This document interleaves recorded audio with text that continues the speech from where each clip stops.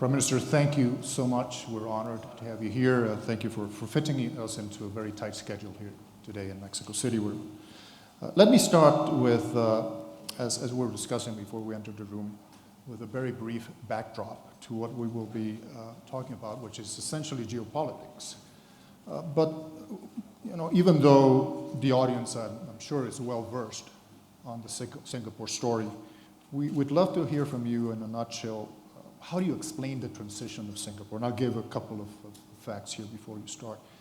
50 years ago, Singapore was facing a very painful separation from Malaysia, poverty, ethnic strife, religious divides, and scarce natural resources, including a big issue in terms of water. Fast forward just one generation later, and you are the most amazing showcase of the kind of future we all in this room crave for.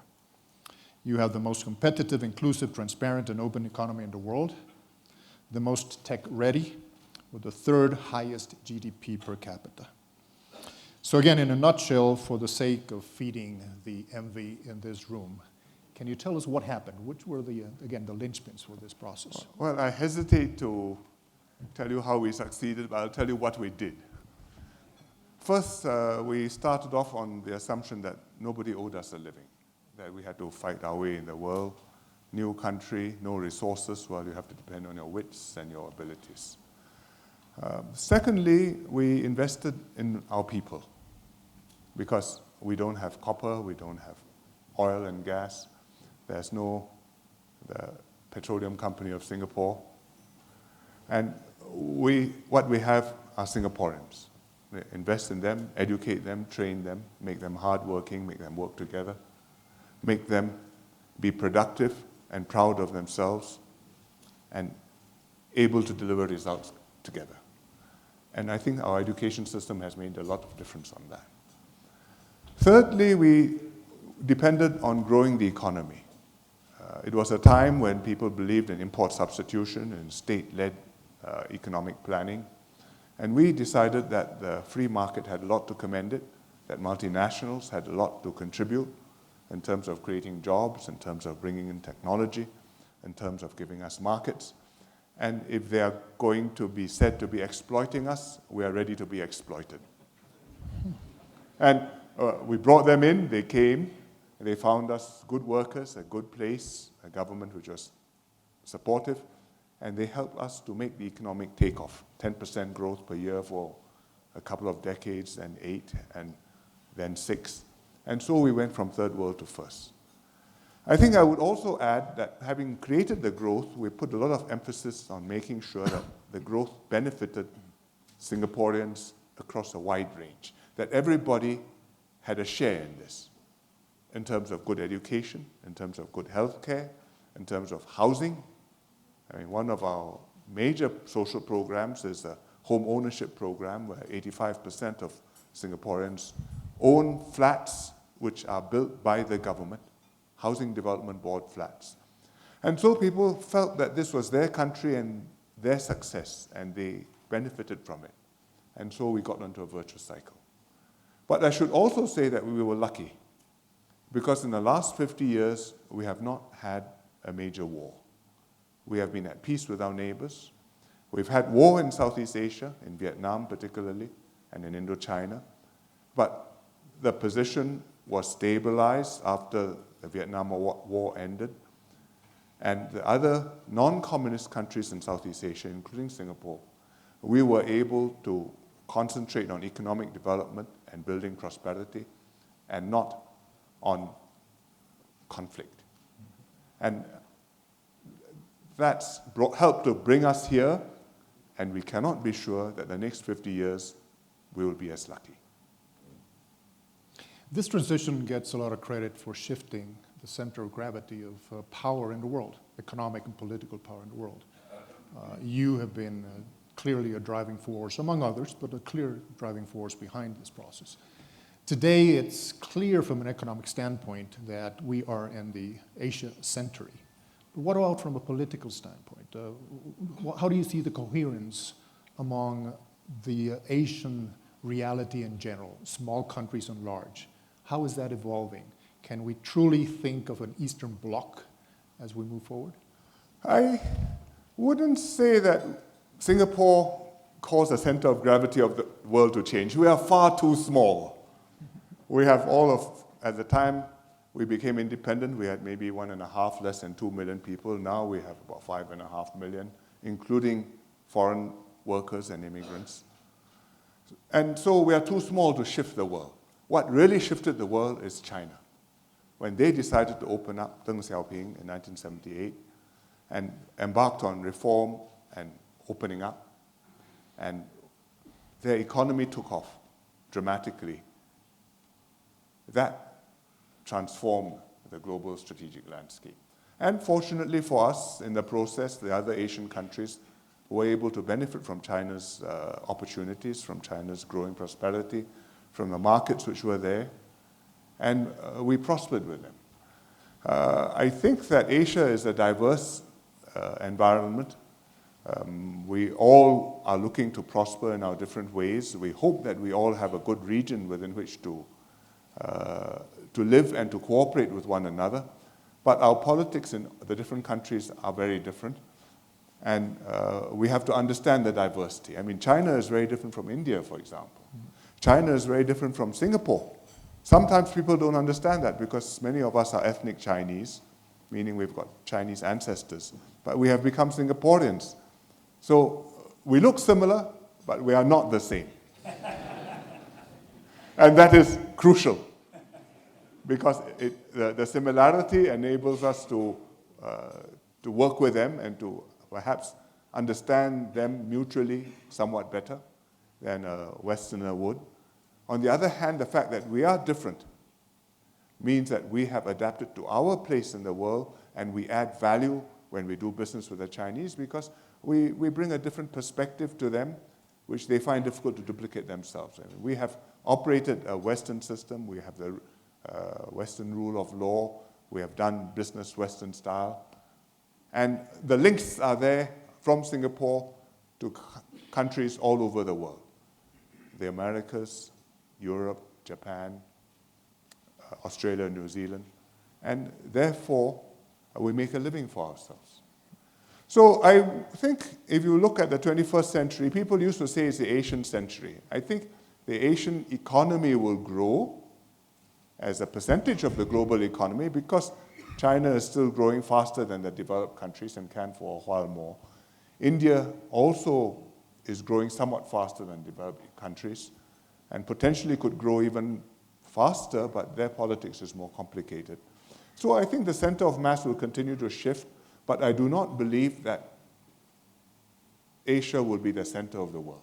Because in order to prosper, Asia needs markets, needs cooperation, needs technology with the Americas, with the Europeans, with other regions. And if it closes in on itself, and we just say this is the Asian region, we are doing business with ourselves in Asia. Well, you won't starve, but I think that you will miss out on many opportunities, and we will be the poorer for it, and so will be the world.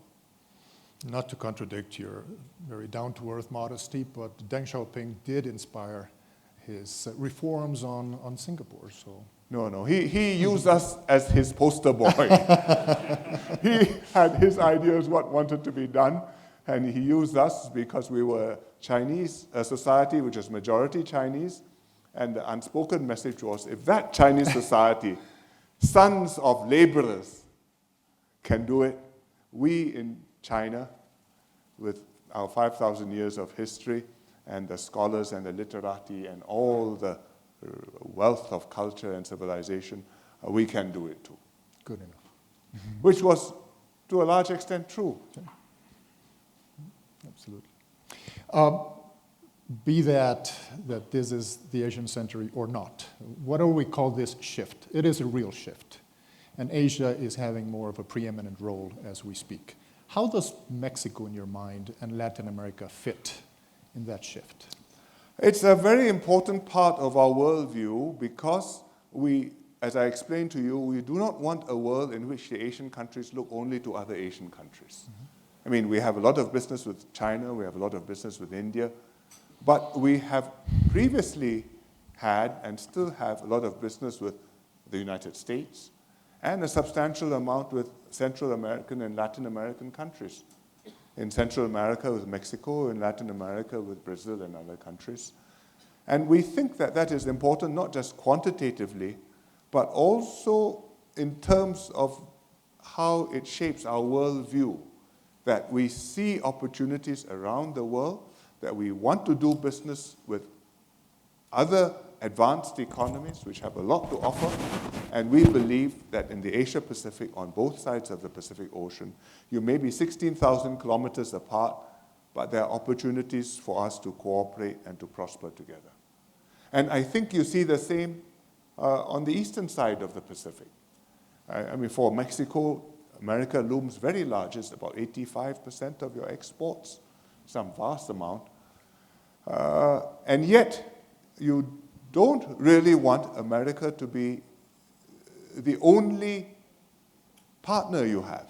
And I think you have growing trade with Asia, certainly with China, and we hope not only with China, but with other countries as well in Asia. There are investment opportunities in Asia for your companies. There are investment opportunities here in Mexico for Asian companies. I've brought a business delegation along with me. I hope they will meet their counterparts and some sparks will catch fire and we will have some good projects come from that. But I think if we are looking for a world which is multiply interconnected, not just small country connected to nearest by big country, then links across the Pacific make a lot of sense. A logical follow-up to that would be the US-China rift.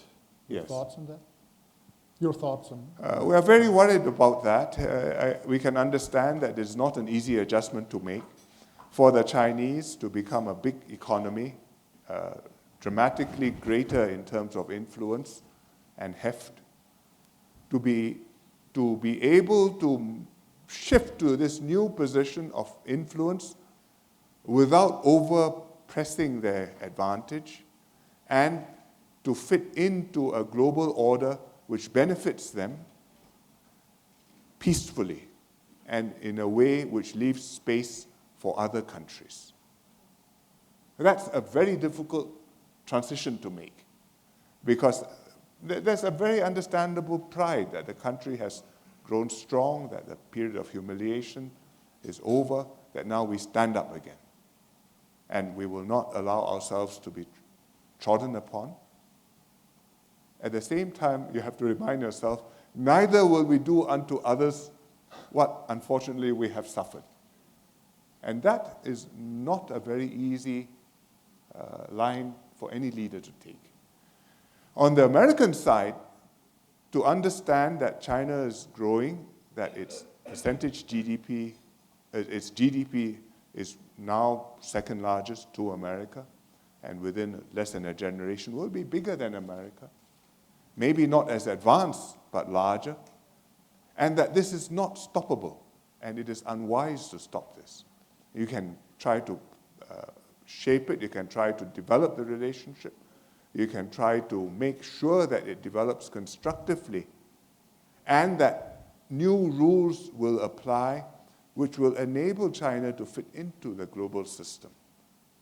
But if the response is a defensive one, that this growth of a new player is a threat to America, and we must make sure that they never become number one, and we must always be number one, I think that can only lead to a very troubled relationship, and it's an effort which cannot succeed. Because as the Chinese say, we are growing, you can hit us, you can't kill us, you can hurt us. That is true, but the person who hits us will also hurt. And if both sides understand that, then however difficult it is, there is some chance that you can work together and develop a relationship which will have competition, where there will be issues where you don't agree with one another, but there's a substantial area where you cooperate with one another and benefit from that mutually. In a pessimistic scenario, we would be faced with, and I quote you, unhappy and painful choices, the rest of us. Yes. Well, because For Mexico, your links are more preponderantly with the US than even. But for countries in Asia, which includes not just Singapore, but many countries in Asia, including Japan, including South Korea or Australia, or many American allies, in fact, their economic ties with China exceed their economic ties with America in terms of trade. The American investments are critical. MNCs, American MNCs, they play a big role. The Chinese MNCs don't do that yet. But in terms of export markets, the Chinese are bigger than Americans. And so to have to choose between them and say, I now settle on one block instead of the other block, I think it's going to be a very, very difficult choice for any of those countries. And even some of the allies of the United States, treaty allies, such as Australia, have said that in such a, they would very much prefer not to have to choose sides. So I think that is a reality which may not be fully appreciated in the big countries. That would be an understatement. You have been championing the idea of multilateralism, which seemed as of late to be out of vogue. Tell us more about that. You spoke about this in the UN General Assembly in September. The Washington Post called you the man in the middle, a convener, particularly in the context of perhaps a Macron, which is busy with the resistance within Europe, or a Trudeau who is busy with his own domestic issues. So you truly stand out as the leader in the world that is pushing for that agenda. Do you think it's viable? Where do we go with that? No, I think that there are many countries in the world who do want to cooperate, not just bilaterally with one another, but in wider groupings. I mean, the EU is, despite the difficulties with Britain, a very resilient and important grouping, and the countries in the EU all want the EU to succeed. Nobody is queuing up to leave the EU after the British, not even the Greeks. So that's one example. If you look more broadly for trade issues, for example, we concluded the CPTPP, the trade agreement. Mexico is party, Singapore is party. America was going to be party, but Donald Trump said no, and well, the remaining 11 proceeded. And that was a very important signal that countries do want to cooperate with one another more than on a bilateral one-on-one basis. And furthermore, on a win-win basis, so that it's not just an exercise in arm wrestling, my arm is stronger than your arm. Because this is not a win-lose game, this is a win-win game. And if you can come together, then there are joint gains which we can mutually benefit from. The difficulty is the limit, the ultimate for this multilateral model is the WTO, where all the countries come together and you try to make a deal involving everybody, 160 odd countries. And that's very, very difficult because the attitudes are very different. You have the big countries which some of which used to push for freer trade, like the US used to. Now the US is playing a different role. You had the developing countries, some of which were very conservative in trade matters. India, Brazil, South Africa. And if you go on consensus, you need to carry them along, and therefore the deal doesn't close. And so what do you do? In the absence of new rules where you can proceed without people who didn't agree with it, then those who are willing come together and we work as willing groupings. So the CPTPP was one willing grouping. Within Asia, we are now talking about the Regional Comprehensive Economic Partnership, which is another free trade agreement with ASEAN, with the Northeast Asian countries, which is China, South Korea, and Japan, with Australia and New Zealand. And we had hoped with India, but India says they are not ready, so we will see what India does. But it is a substantial FTA in Asia involving multiple countries cooperating with one another in one forum. And I think that is the way forward. In your part of the world, you're doing the same. You have the Pacific Alliance with Colombia, with Chile, with Peru. And we are negotiating an FTA Singapore with the Pacific Alliance. And I hope we'll be able to close it by the end of the year, and I hope we'll have Mexico's support. Absolutely. Thank you, Prime Minister. We have time for a couple of questions from the audience. Whoever has the mic first. Can you please tell us who you are? Do you listen to me? Yes. Okay, perfect. On behalf of all the students of Tecnológico de Monterrey University and Singapore University of Technology and Design that are going to be part of the first corporate challenge that will take place next January in Singapore in order to create economic and educational programs, cooperation programs with Singapore. We welcome you, Mr. Prime Minister, and all your official and business delegation to Mexico. Under Singapore Smart Nation Initiative, new technologies have been implemented, as well as there have been investments in research and development to improve your interoperability among systems and cybersecurity. It is known that people in Singapore are very high skilled in technologies, and it is evident that your organization, that your government is pushing to make Singapore one of the most influential countries, technologically speaking. So the question is, what role does your universities have to improve this technological development in your country, or is your country relying on your entrepreneurs to drive this innovation, technologically speaking? The answer is both. We think technology is very important to us for our economic development because we have reached, or we are reaching the limits of what we can do just based on number of persons in our workforce. Our population growth is leveling off. In fact, we're not reproducing ourselves adequately into the next generation. And so if for the workforce to grow, either a bigger proportion of Singaporeans must work, and most of the men do, so you're talking about women, and already amongst the women, the proportion working is already quite high. Or I have to depend on immigration, which I will to some extent, but there are also limits, social limits. Or I have to depend on technology to raise productivity. And IT technology is one of the very important areas where you can make a breakthrough, whether you're using artificial intelligence, whether you're talking about fintech, whether you're talking about manufacturing 4.0 and smart manufacturing and 3D printing.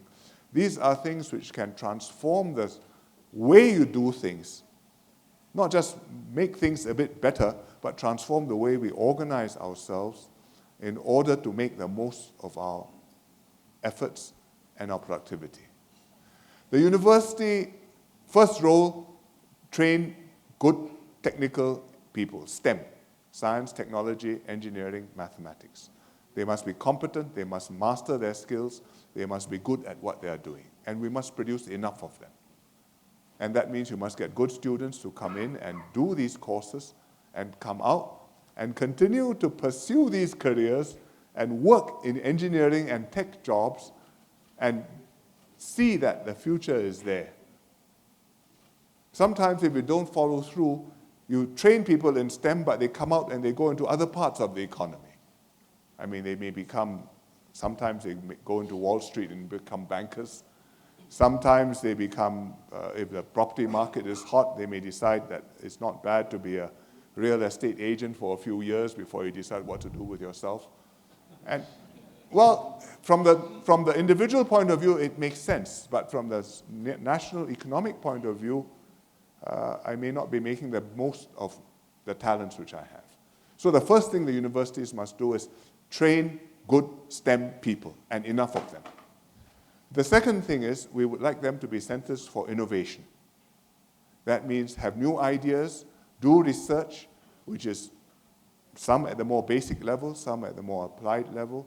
Research which will help us to come up with new ideas which will have downstream practical economic implications and will support companies which are operating in Singapore. For example, if you have set up an electronics firm in Singapore, if you are doing semiconductors, you want to have research institutes which know about semiconductor science and physics. If you are talking about hard disks, you know about magnetic materials. If you are researching quantum technologies, you have people who know about quantum technologies on a theoretical basis in the university. And so that's another part of it. The third part of it, of course, is entrepreneurship, which is if a university professor has a brilliant idea, then we don't mind if he decides that he's going to start a company and try to make a success of that idea. And he starts up a firm, he produces a product, and then if he makes it big, he generates a unicorn. Even if he doesn't, I think it's part of the ecosystem of innovation and entrepreneurship, which is important if you're talking about an economy which is moving into the tech age. But the universities don't only do this alone. We also look for entrepreneurship from other sources, our own people who graduate and go into these fields, or people from the region or from elsewhere who decide that Singapore is a good place to come in order to set up a tech startup and to do business.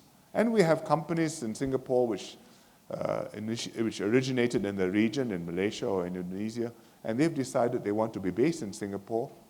And they have presence in many countries, but they've made Singapore their main center. And I think that is an important part of our tech effort as well. If I may, let me complement the question, Prime Minister. A year ago, the full board of Monterrey Tech visited Singapore, as you know, and Deputy Prime Minister Tharman was very kind in terms of opening many doors for us. We met with the leadership at NTU, at NUS, at SMU, at the university where we already have very strong connections. And today, and Carlos Salazar and Enrique La Madrid and Juan Pablo Murra and others from Monterrey Tech here will attest to the fact that we are basing our reform process, which is the most ambitious academic reform process in Latin America, on what we learned in Singapore. So thank you for that. Well, we all learn from one another. And we all see how people do things elsewhere, and we would like to pick up features of that and do it ourselves. And it's not always so easy. Monterrey Tech is having a cooperation with SUTD. I think you're going to have some 40-odd students come. In January. In January, and you're going to come, yes. so I look forward to receiving you in Singapore. Yes. And I suppose we have got a common connection, because SUTD started off with MIT, and Monterrey Tech started off also taking inspiration from MIT. Indeed. And when we started SUTD, one of the ideas was, these are things which MIT wanted to do, but could not implement in Boston, in Cambridge, Massachusetts, because they did not have a greenfield site. They had established departments, they had established ways of doing things, and you can't just break it up and reshuffle the pieces. But in Singapore, they felt that they did have a chance, starting afresh, to orientate the whole university around the idea of design. So it's not orientated around Department of Physics or Engineering or IT or Biology, but oriented around the idea of design and multidisciplinary. And I don't know to what extent we made it happen, but it is different from what is in Cambridge, Mass. Indeed. Yes. So I think we all learn from one another. Well, believe me, Ambassador Garcia López and Bertil Anderson and many other friends are making sure we keep the eye on what Singapore has to teach us. Someone else have the microphone already, please? Yes. Thank you. Sorry. Can you identify yourself, please? Mm-hmm. Mr. Prime Minister, we thank you very much for your visit. I took a reading on a brief biography of yours, and I was quite impressed. For more than 15 years, you've been Prime Minister, and I'm certain that in these turbulent times, you've seen leaders and governments coming and going. So my question to you is, what kind of advice would you provide to our business community, not just in Mexico, but in Latin America, that we're suffering this kind of turbulent times, in order to ensure that we can provide growth and wide branches? Thank you. I think we have to take a long-term view of the opportunities. You have to make an assessment of the societies, whether in fact it's heading generally in a positive direction, or whether these are very deep, entrenched problems which may take a generation or more in order to work out. It doesn't mean that if you're heading in the right direction, things will progressively get better and better, because as you see from the example of Chile, even as the economy grows and inequality comes down, unhappiness may, in the process, intensify. And before you can reach the happy outcome, you already have an unhappy mishap, which can be quite sudden and unexpected. But you still have to work in those directions.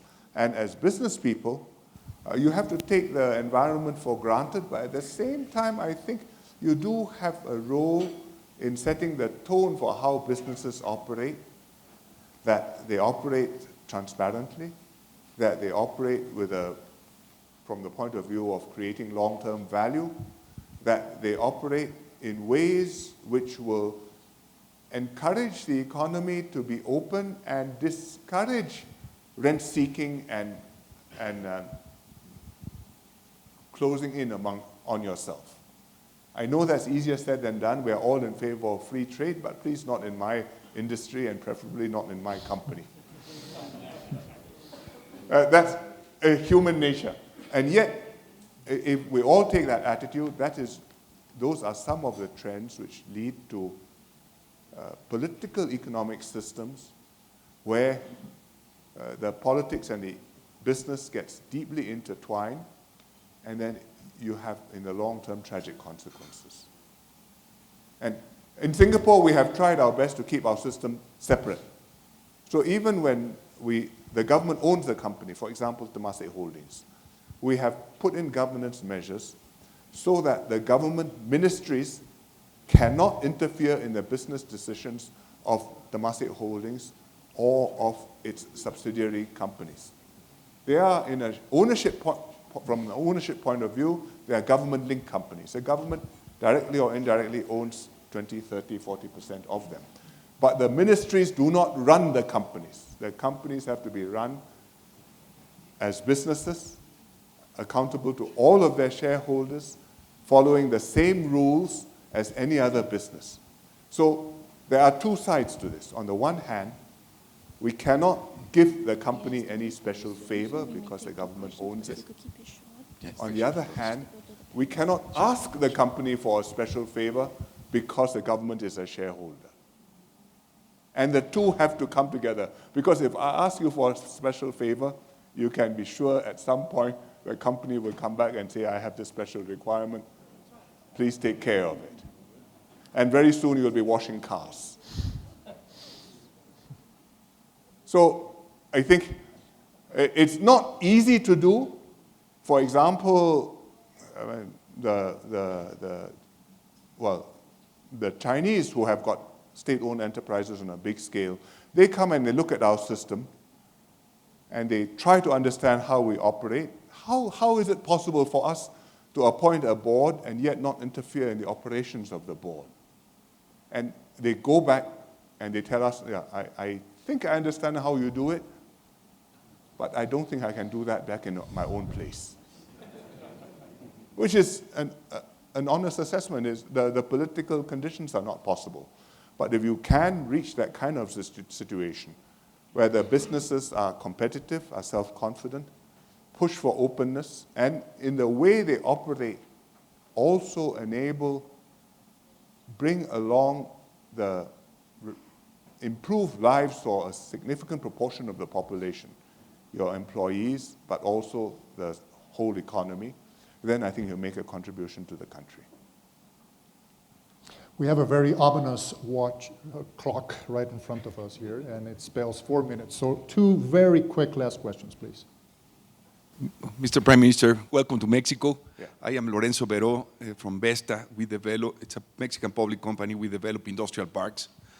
The very first time that I heard the word logistic was from, I understand, a classmate of yours, Mr. Robert Yap. He was a classmate and a great inspiration for what I do today. We were in officer cadet school together. All right. So today Mexico has been evolved for the last 25 years, and industrial parks have been playing a major role.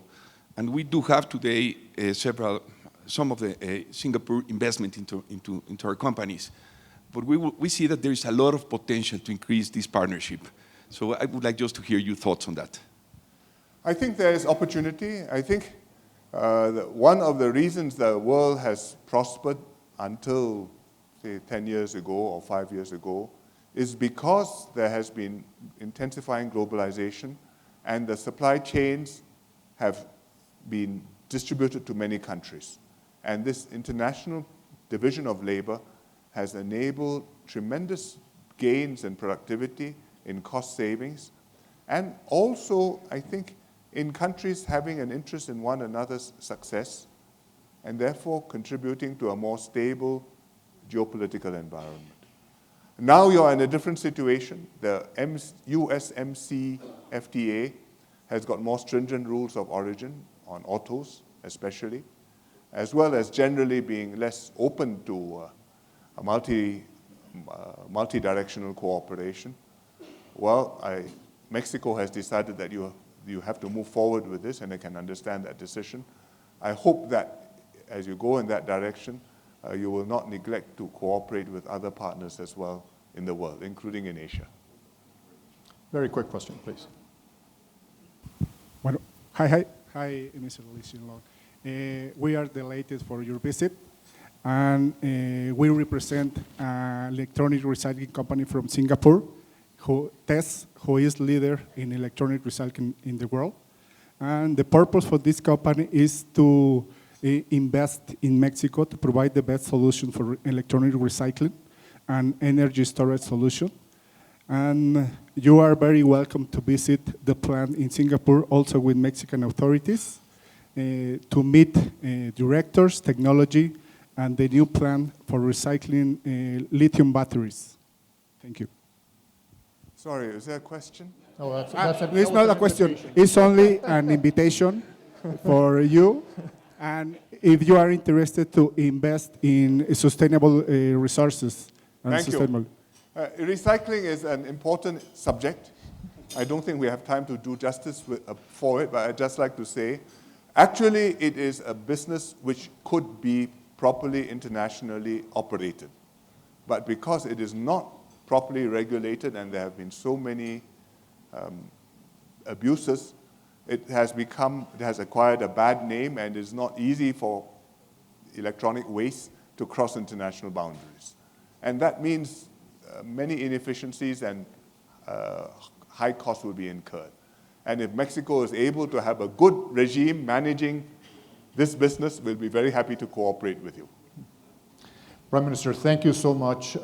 In my 41 years of traveling to Singapore, all the way back to when we landed at Paya Lebar, and the best thing to do at the time was to drink Singapore's Ling at the Long Bar and the Raffles.